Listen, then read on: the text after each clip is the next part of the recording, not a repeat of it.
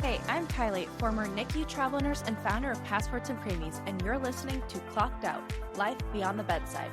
This podcast is for nurses who are ready to ask, what else is out there for me?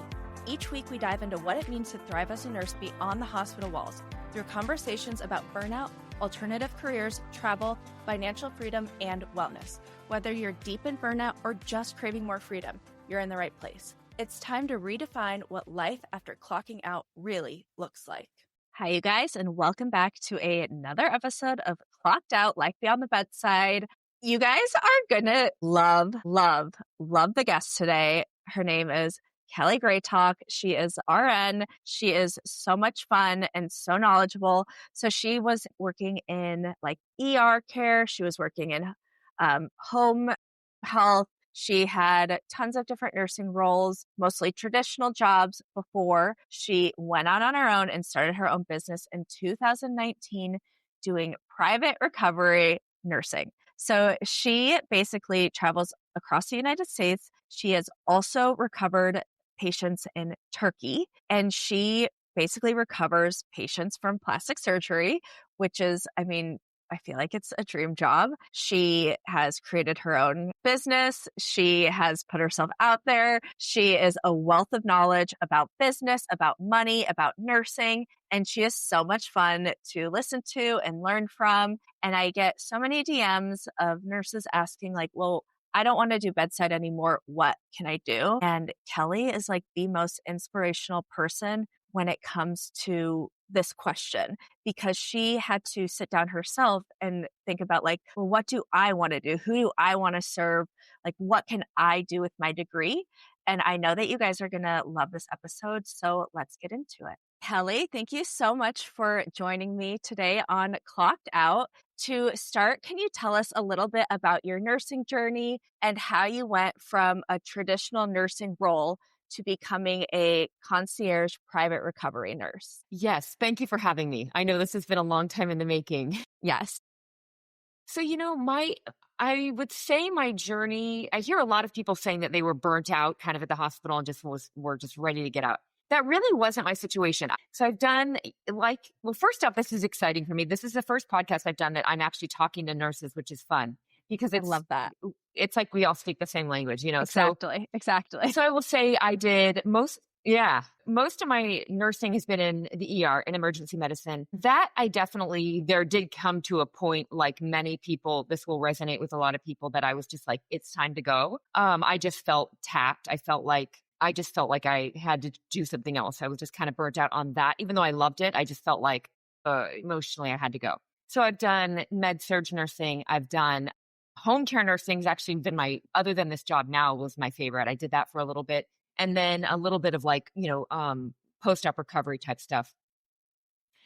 This is interesting. And I thought of you in this upcoming podcast when this happened, because I recently heard from a girl who reached out to me, and I haven't seen her. She moved away. So I haven't seen her probably in 8 years, 9 years. And she said to me, she goes, oh, and I kind of forgot about it because wasn't that good of friends with her. But she said, oh my gosh, Kelly, I just stumbled upon you on Instagram. And she said, I remember 8, 9 years ago, she was walking through the emergency room, delivering a patient. And she said, your hands were full. You had a catheter, whatever, right? All the things, like a catheter and a syringe or whatever. Yeah. And she said, and you looked over and you just said, there's got to be more than this. And I said, oh, that's so funny, because I don't remember feeling burnt out or anything, but I do remember thinking we work so hard. Mm-hmm. And I don't know. So anyways, my role, I think not to sound woo-woo, but first of all, I'm a huge manifester, and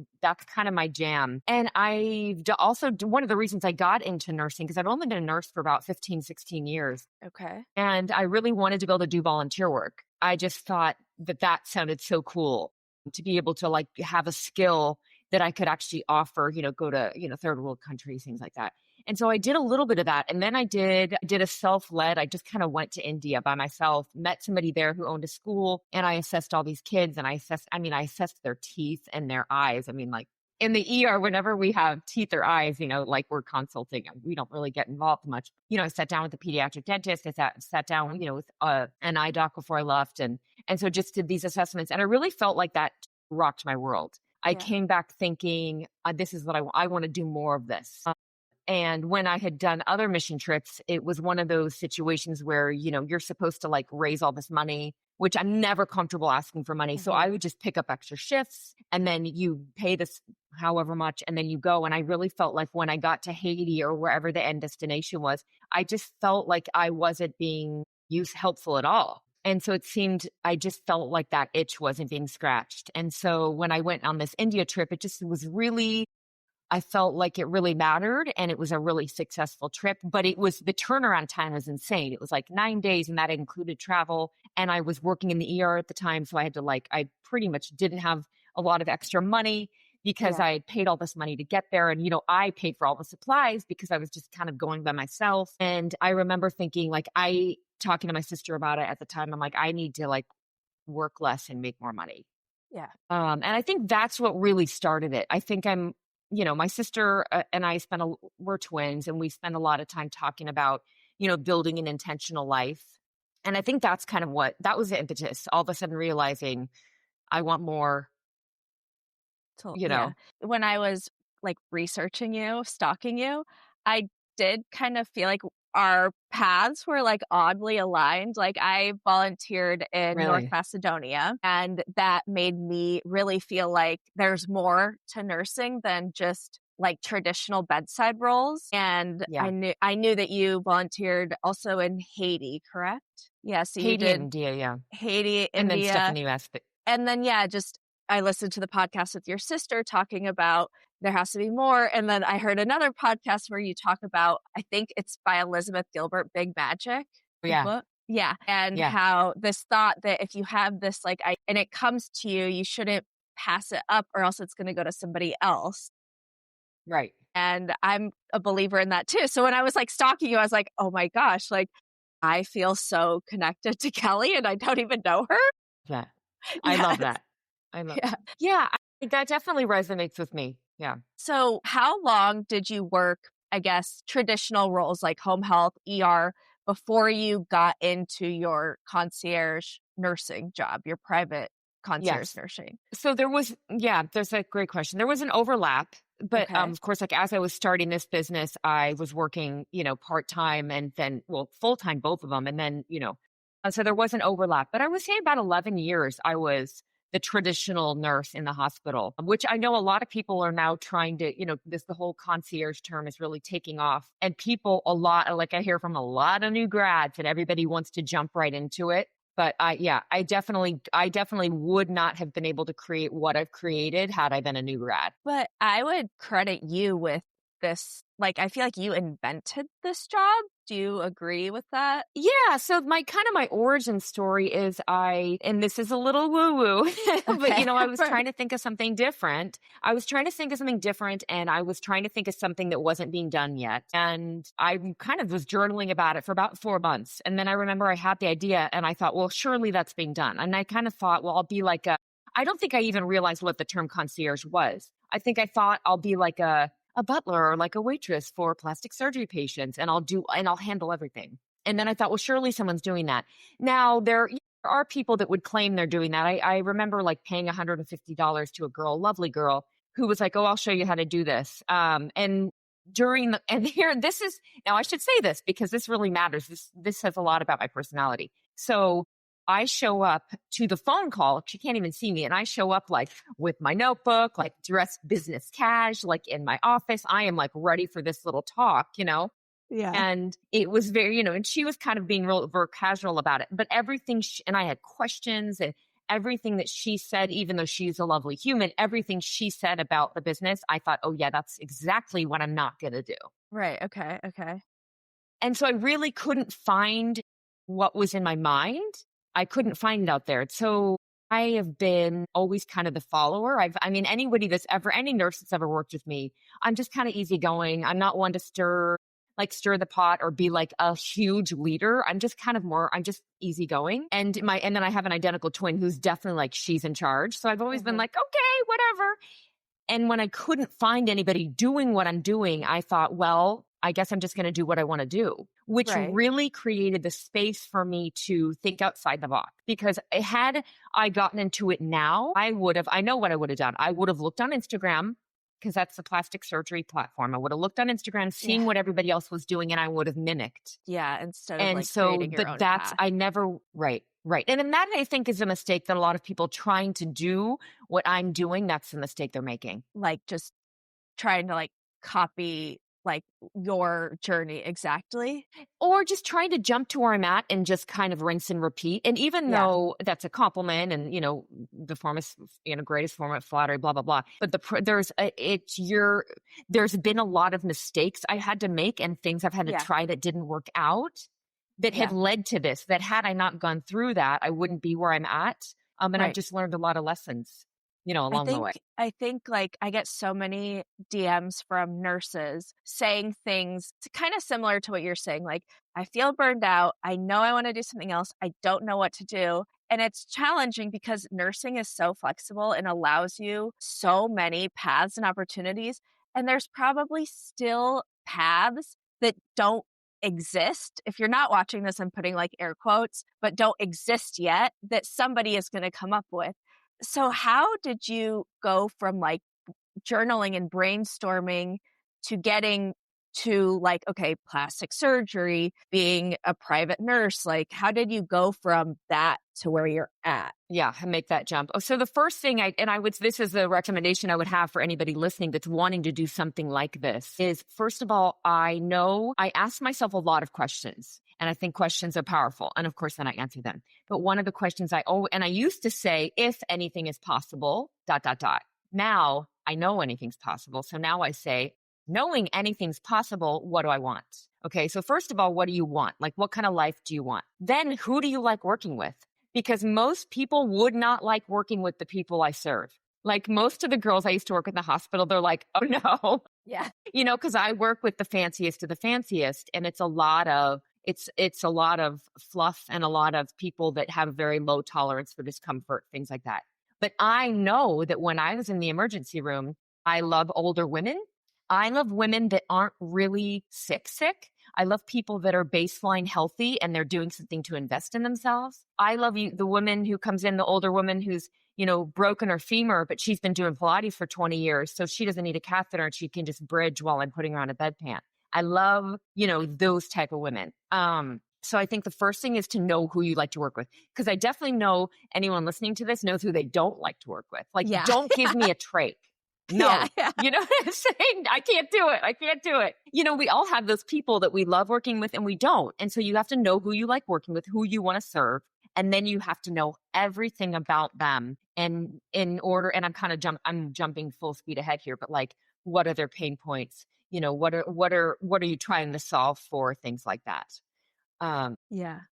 My gosh, I love that so much. Like, I feel like right now I'm happy with what I'm doing. I love it. I don't work bedside anymore, but like you're inspiring me. I'm like, what else is out there? There's so much out there. And the one thing I want to say too, even though you didn't ask me this, I want to just throw this out there.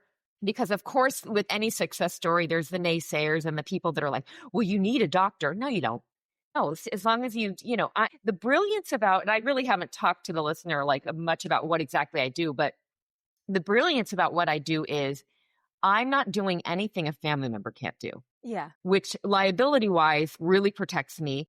And I just do it better and I know what I'm doing. And if there's a problem, I'm going to see it quickly, all those things. And so I'm not tied to the medical chart. Like I had a surgeon the other day. He was like, you should, while I was waiting for the patient to be done with her facelift, he's like, oh, you should come in and just observe in the OR. And I didn't say this, but in my mind, I'm like, absolutely not. Because then I'm tied to the medical chart. I don't want to be tied to the medical chart. So I don't start IVs. I don't manage IVs. I mean, in one time they were like, oh, well, we'll just leave the IV in her, just to kind of help you out. And I'm like, no, pull it. I don't deal with IVs. I don't do injections. I don't penetrate the skin. Like I've made my, my insurance policy or my contract very specific because I don't do those things because I don't want the liability. Right. So let's talk about, I guess, like what does your business model look like in your day to day? Like, I know that you kind of have an online portion with courses or like guides that you sell. But I want to talk about right now, you get hired. Like, who calls you? Does a doctor, a plastic surgeon call you? Does a patient call you? And then what does it look like from there? I felt like I needed the surgeons to refer me. And so I started by sending beautiful, expensive packets to over 300 surgeons in Nevada and California because I'm based in California. And so then my hope was that the surgeons would refer me, which that did happen a little bit. It usually only happened when surgeons were desperate. So like sometimes I had surgeons call me themselves. That's when they're like desperate or their person's caregiver isn't available or something. Because, because of anesthesia, everybody has to have somebody for at least 24 hours. And so all of a sudden, the threat of losing all the money was gone or was there because the person wasn't going to be able to have the surgery because they didn't have a caregiver. So the surgeon would reach out to me or the patient care coordinator would reach out to me, or somebody would just be in the office and say, "Oh, I don't have anyone to help me." And they would say, "Oh, well, we got this thing. Here's this girl. You can call her." And then they would reach out to me by themselves. That was how it started. Now, most people find me on Instagram or TikTok or the internet, but usually it's Instagram or TikTok. And so how it works is this has also changed because before, when I first started, I would answer the phone, anytime. And now I get so many calls that I definitely more start with people over email and then let them know my price. And then if they're still up for it, then we can get on a consultation and like a complimentary consultation, and we talk about everything. And then they hire me, and they hire me I'm completely separate. I'm contracted separate. I'm completely separate of the surgeon. No kickbacks, no referral fees, none of that. Okay. So they hire you and you book out their plastic surgery date. And then I know that you travel for this as well. Yes. Tell us where you're licensed in. And then I assume that those are the only states you're able to work in. Yes. And so I take this really seriously. So I've heard of other people that are kind of like, wow, but I'm really by the book with this. I want to say, and I should have looked this up before, but I'm currently licensed, I want to say, in at least 10 states. And it's always kind of ebbing and flowing based on who hires me. But right now, my main state is California. Unfortunately, that's not a compact state. And so every time, for example, somebody just hired me in Missouri. So I have to go license, fingerprint. I have to do that for Missouri. And so I'm currently licensed in like 10 different states. Yeah. And so, and then, like I'll let them lapse. Like if I'm not, because I don't, and then I just pay again if I have another patient hire me. So do they hire you like 2 days, 3 days? You fly to their surgery, and then how long do you stay there? So I always arrive 2 days, especially when I'm flying. I always arrive 2 days early because just with flights and, I just kind of like to get there, get settled, grocery shop and all that because I do all the food. So I'm a minimum of 3 days. Most patients keep me 5 to 7. And then every once in a while, like I have a patient in the end of January that's keeping me for 9 days, which is a little excessive, but I've worked with her before and she's having a lot done. And so, but it's usually 5 to 7 days. And are you usually staying with the patient in the hotel or the Airbnb, or do you have your own setup? That's a great question. And it's so funny because this is also like, I know all this like the back of my hand. So I keep forgetting you don't know this. Okay. So I'm with the patient the whole time. The only time I run out is if, I'm going to, make them more soup for after I leave or something. I'll run out to the grocery store, but I'm with them the whole time. Usually it's either in their home or a hotel or a rented Airbnb. And sometimes I have my own room, but whenever I'm in a hotel with them, it's maybe like an attached room, but usually I'm like on a pull-out sofa or there's 2 queen beds in the room, which I know some people are like, what? But I am right there. It's very intimate. I'm with them. I am by their side the whole time. I have a baby monitor if I'm in another room, so I don't miss a beat. Yeah. Well, I told you before we got on the call, and my audience already knows, like I had a big plastic surgery this summer or this spring. Exciting. And I'm kind of one of those people that's like, I don't want to ask questions.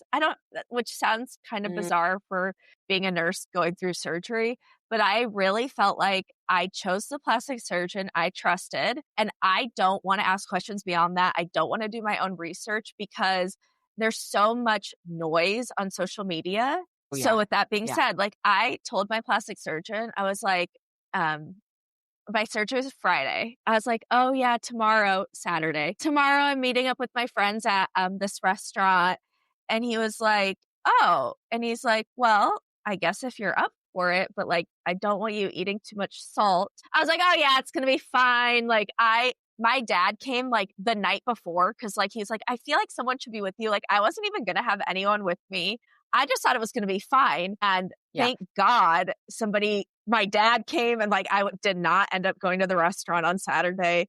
And I had like a chin implant, a left brow lift, buccal fat removal, liposuction to my chin and arms, and a bleph, and then fat transfer. I love it. So it was like, gosh, you look great. Thank you. It wasn't anything that was like wild, but it was. I mean, I looked like it was. Yeah, my face was that like brow lift is legit. Yeah, and liposuction. Yeah, that's actually legit. Well, and you have the curse of knowledge, right? Because we're nurses. Yeah. Yeah. I mean, I was most concerned just like the anesthesia and like dying under anesthesia. And then I was like, if I can make it out alive, no matter what happens, it's going to be fine.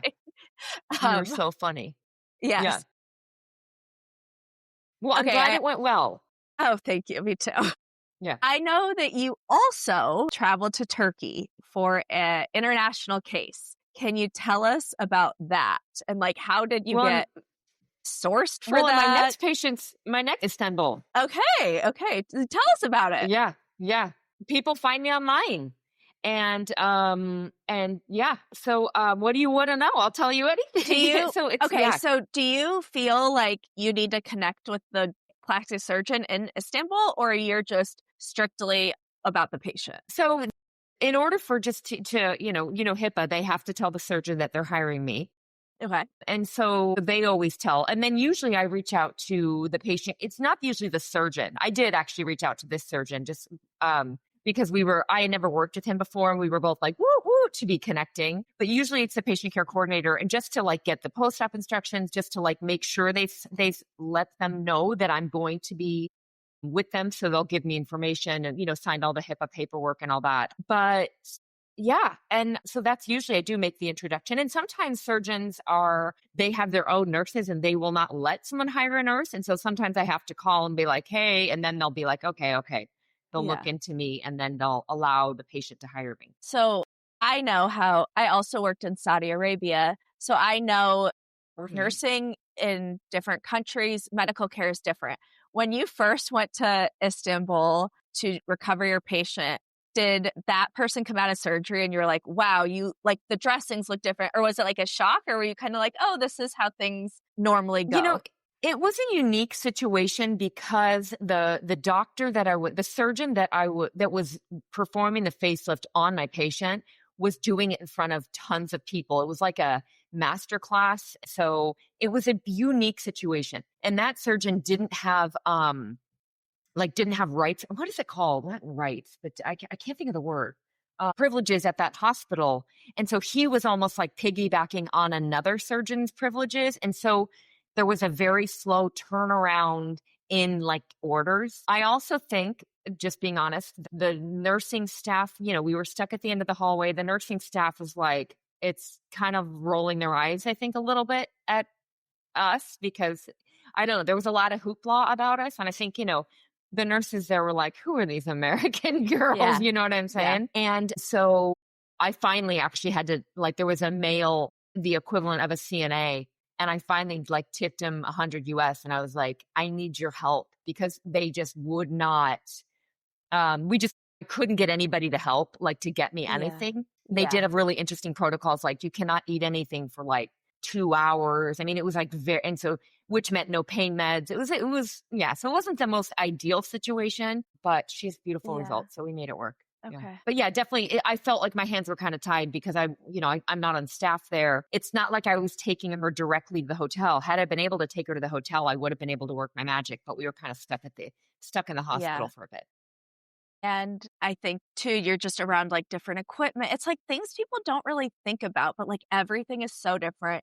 And even if they're speaking English, there's side conversations in their native language. And it's like a lot of like confusion and like, my hat's off to you because that would stress me out, but obviously you did great. So it was good. It worked out. Yeah. Thank you. So when you I kind of want to go backwards. And this is something I already know about you. So I'm going to lead you a little bit. I think you started full time. You quit the bedside in 2019. And I heard you say that you did not receive a phone call for 4 months after you quit the bedside. How did you deal with, I guess, the stress of that and still believing in yourself that it would work out? Yeah, that was a scary time. And so how it actually happened is I'd started the business. I had like 3 jobs. I had gone part-time and then I had 4 months of crickets. And so I was still like working part-time, but definitely running out of money. And I also want to say like I was paying my own mortgage at that point. I wasn't married. And so it was scary. And I think not only was it scary because I thought I'm going to run out of money, but it was scary because I was being told by everyone, this isn't how things work. You can't do this way. No one's going to hire you. I mean, some of the, I was called by a surgeon one time and she was just literally like, yeah, don't ever contact my office again. This is never going to work. No one's ever going to pay you that. No one needs this. And so I think this was just, confirmation of, oh my gosh, maybe I am crazy. Maybe this isn't going to work. Maybe people don't want this. And so it was hard. A lot of tears and, believing something that you have no evidence to believe. And I definitely didn't have evidence that 4 months, so that was really scary. And I think just continued to journal, continued to try to believe, pinched my pennies. And obviously my parents, my parents are lovely and I knew I could borrow money from them. So that was something that I'm lucky in that sense. I didn't have to, luckily, but I don't want to paint the story like I was down and out, but when you're trying to create something, you put all this money into it, you go part-time at your job and I'm trying to like get out of the hospital completely. Okay. And then all of a sudden 4 months of nothing and not even like a consult where people are saying no, I wasn't even getting calls. And so that was scary. Yeah, for sure. I imagine. Yeah. And you've touched on this a little bit, but like all that noise, and especially now with social media, like self-doubt, other people doubting you, like it's so scary and uncomfortable. And it's just like pushing through that to get to the other side. And now you can be like, told you so. Like, here I am and I made it. And I think that I am a really firm believer that you can't fail unless you're giving up. So I think that people listening to this, thinking like, I want to do something else, that are scared or, what if I can't do it? Like, I believe that you can do it. And the only way you're not going to do it is by giving up. So you're kind of a testament to that too. Cause all of that comes up. And entrepreneurship, it's been the coolest thing I've ever done, but it's also been incredibly difficult. And there's been a lot of growth. But anything that you hear that happens. And at every level, who do I think I am, the imposter syndrome, I've lost friends, just making more money and up leveling and just all of that happens and it's incredibly uncomfortable. And there still is that, in the middle of the night, this could all fall apart voice.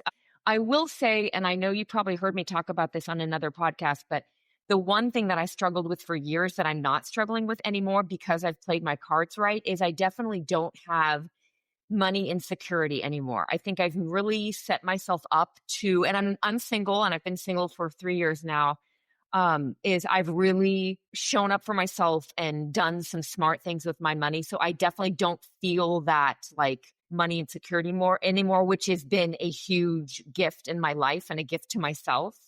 So that's been great. But all of that comes up. Who do I think I am? I remember the first time I said, what did I say? It was so hard for me to say my the top, plastic surgery recovery nurse in the country or whatever. And that was so hard for me to say because who am I, Yeah. And I remember when I was thought of that, I was like, oh, I should say this for the listener. This is really important. So one of the things when I first thought of this, I was like, what do I want? I was like, I want to be an expert at this. I want to be like the person when it comes to the recovery side of things. Nobody's claimed that spot. I'm going to claim that spot. And in case any of the listeners are not can't see me, I am not the person you would plug into the plastic surgery role. If you were to look at me, I'm just not. I like to camp. I like to hike. I don't wear a lot of makeup. I don't resemble a Kardashian. A lot of the people in the plastic surgery space don't look like me. But I actually think that has helped my niche. I actually think that that's helped my business. But when I thought of, claiming this spot and putting my stake in the ground of this is who I am, I thought, well, if that was true, and this is how one of the things I was mentioning, I like to ask myself questions. If that was true, what would I know? What would I be talking about? How would I be presenting myself? What would I be learning? And there were things I didn't know, like, gynecomastia. I didn't know what that was, and so I made flashcards, all the stuff I didn't know. And I learned about all of it. And then just filled in the gaps, anything I didn't know. And haven't even talked about the business side of things. I mean, I literally Googled how to start a business. Yeah. So yeah.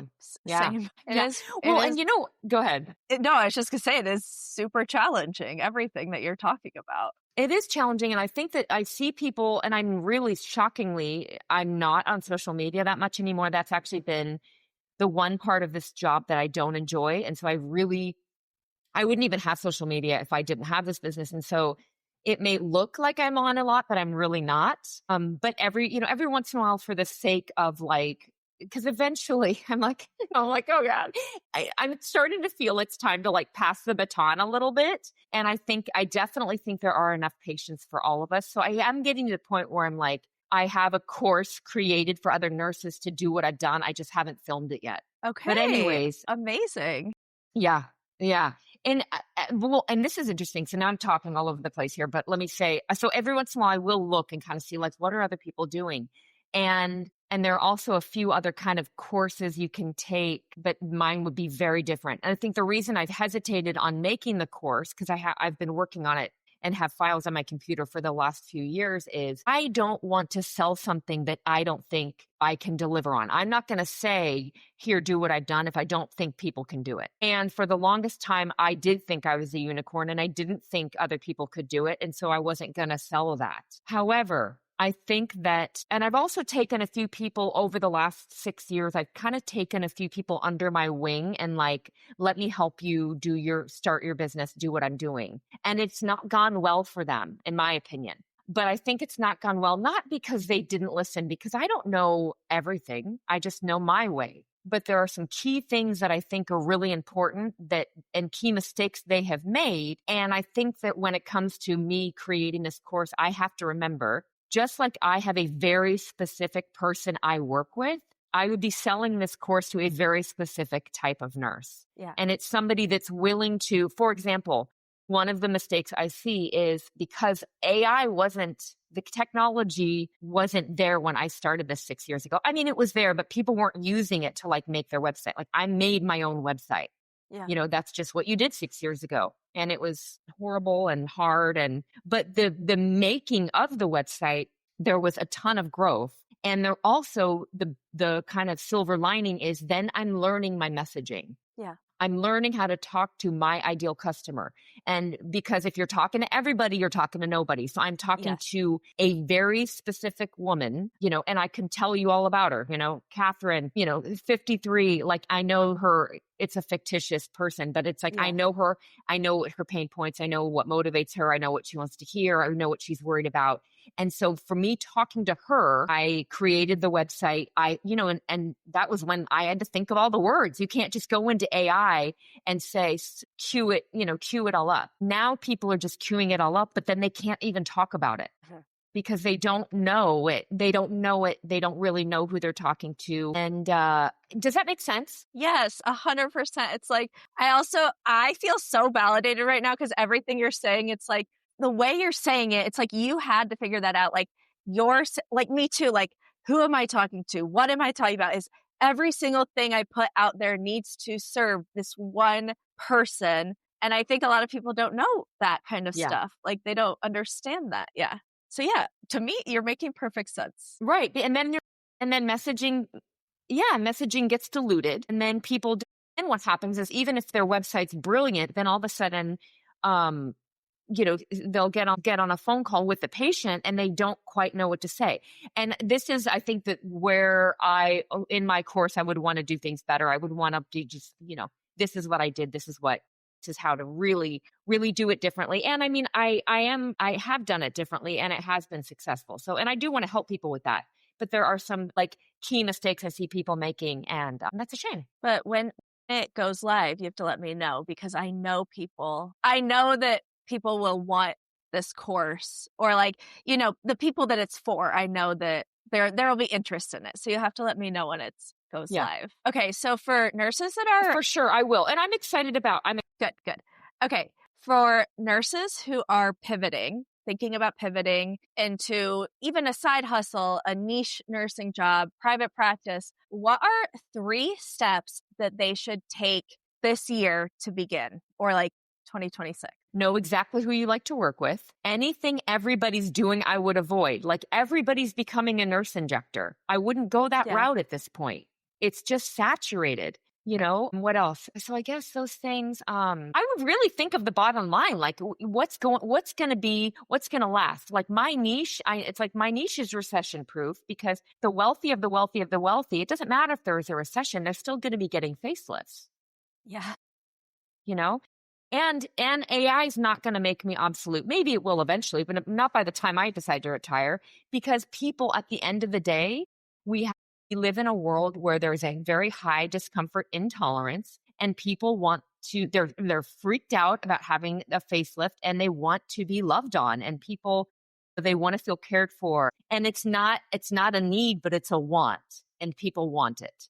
So I would really put some thought into, and I would stay crystal clear with not diluting. By when I say diluting, one thing I see people doing is and I'll get this question, well, can you just drive me home and tuck me in? Or can you just check on me? Or can you just do like a virtual check-in? No, I don't do. A lot of that is it's a lot of just busyness. I remember one time in the very beginning of my business, I hadn't had a calls for a bit, and all of a sudden someone called me and said, well, can you just do like 24 hours? And at this point I was a minimum of 2 days. And I was just like, well, and it was close by. And so I said yes to it. And then I missed out on a 4-day job. Yeah. And so it's, choose how you want to do it, because you know that that's what's best for the client, and then stick to it, and don't offer them don't let them make the rules. No, this is what I offer. And if they're not interested, they're just not your person. Right. That's hard to do at the beginning, because sometimes you're wanting the money.